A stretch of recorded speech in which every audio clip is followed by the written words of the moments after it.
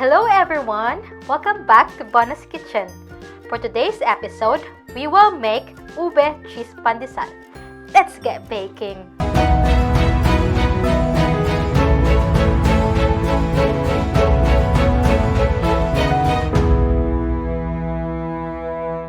The ingredients that we need are 4 cups of bread flour, 2/3 cup of warm water, bread crumbs for coating, 2/3 cup of warm milk, 1/2 cup of white granulated sugar, 2 tablespoons of ube jam, 2 eggs, 2 tablespoons of ube extract, 1/4 cup of melted unsalted butter, 1 tablespoon of sugar for activating the yeast, 1 packet of active dry yeast or 7 grams of yeast, 1/2 teaspoon of salt, and cheddar cheese chopped into cubes.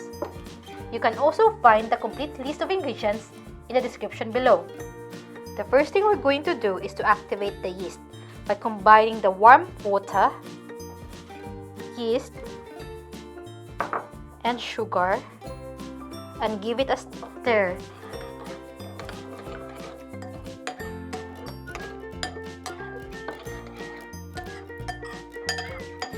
And we will let this sit for about 10 minutes or until it becomes bubbly. Combine the dry ingredients, bread flour, sugar,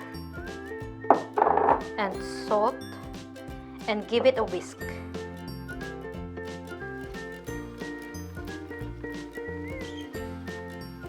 Now, combine the wet ingredients, milk,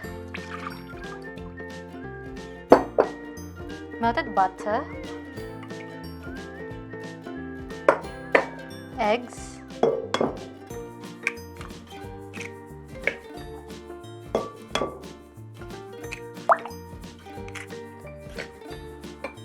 the ube extract,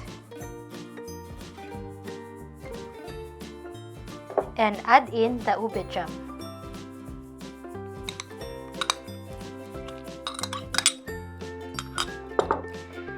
Whisk them together until well combined. And add in the yeast mixture. And continue mixing until combined.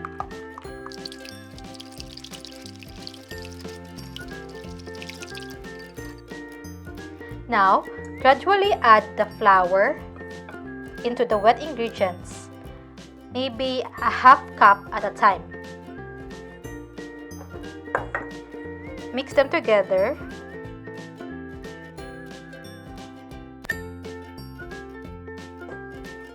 Make sure that you just add enough flour until you form a dough or until the dough gather into the center.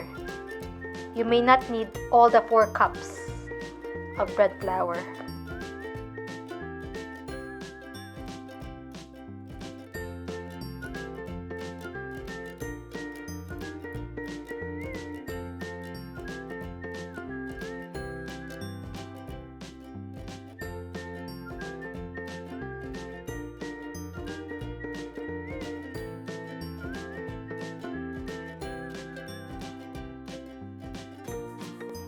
I think we already have achieved the right consistency that we want.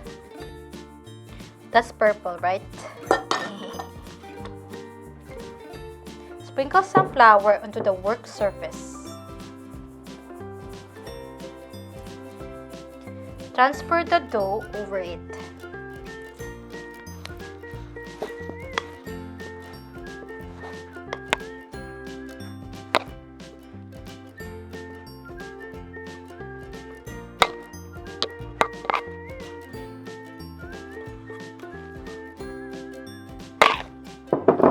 And sprinkle some on top of it. And knead this for about 10 minutes or until the dough becomes smooth and elastic.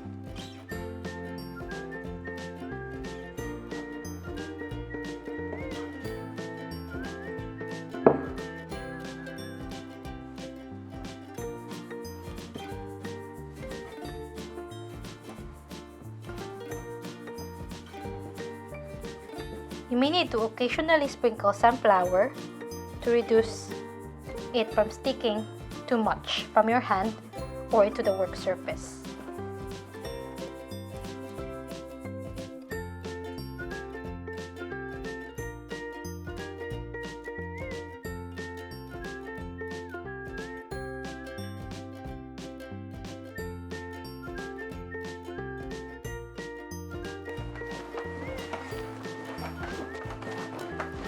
I think this should be already. It's a bit sticky, but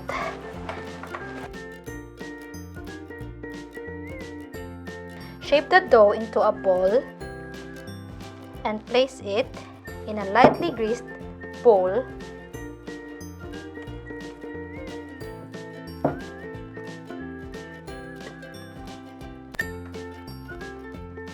And cover it with tea towel and let this rise for about 1 hour or until it has doubled in size. After 1 hour and 10 minutes, our dough has doubled in size. Now, transfer the dough into the work surface.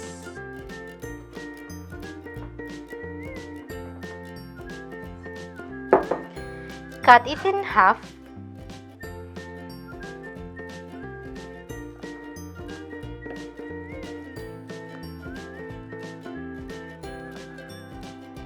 And set aside the other one.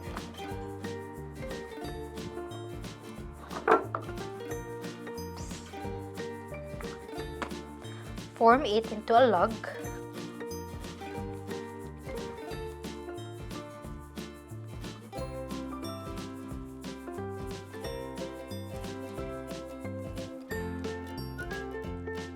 And cut it into 8 pieces.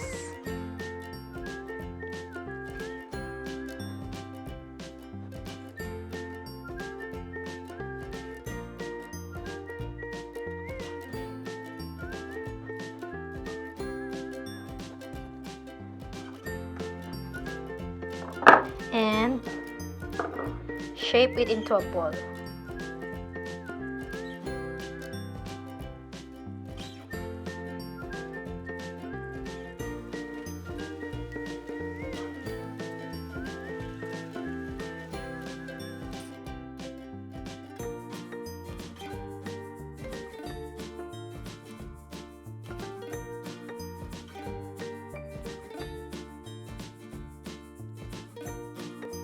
And I'm just gonna make sure that they're almost the same size, so I'm gonna get sample the other one and put in the other one that's small.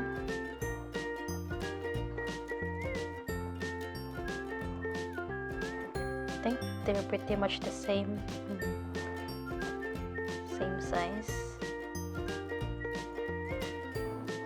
Now flatten the dough a bit .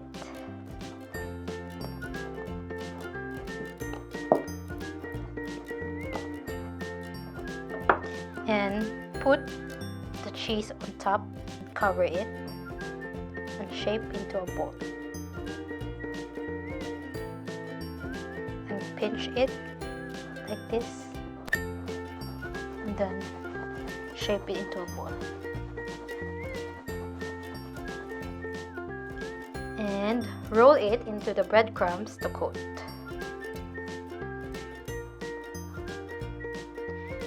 Place it into a baking tray lined with parchment paper.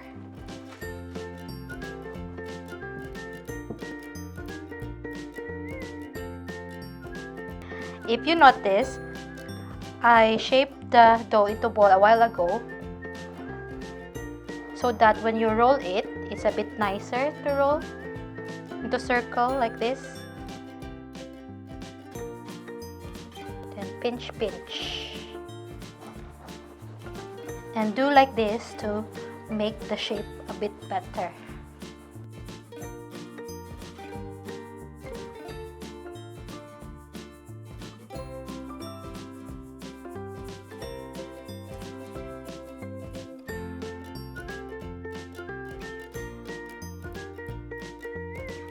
We pinch the dough like this so that it's gonna close. because if we're not gonna do that, then once baked, it's just gonna be open.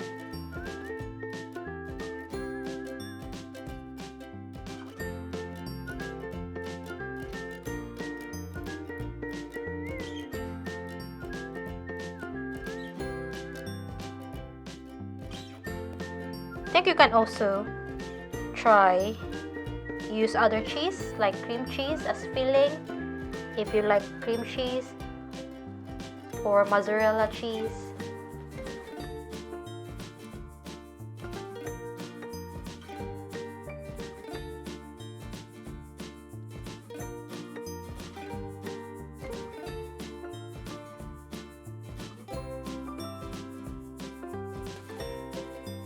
If you have watched my other video about pandesal, you can add like fillings inside it, whatever you like Nutella or peanut butter or other jams, strawberry jams maybe, or apricot jam, anything you like. Why don't you let me know your choices of fillings in the comments below? And do the same procedure with the remaining dough. Cover the dough with tea towel and we will let this rise for about 30 minutes. And we will preheat the oven to 175 degrees Celsius. After 30 minutes, we will bake this in the oven for about 12 to 15 minutes. And here's our finished product! And this is what it looks like inside. I hope you will try this recipe. This is really soft and delicious. If you like my videos, give it a like. And if you're not subscribed yet, hit the subscribe button and hit the bell to get notified for the next recipes. Thank you for watching and see you in the next video. Bye!